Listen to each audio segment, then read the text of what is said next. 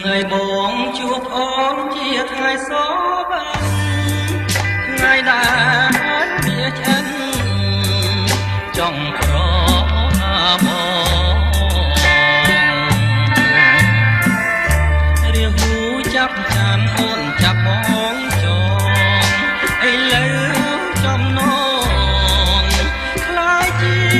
ស្នេ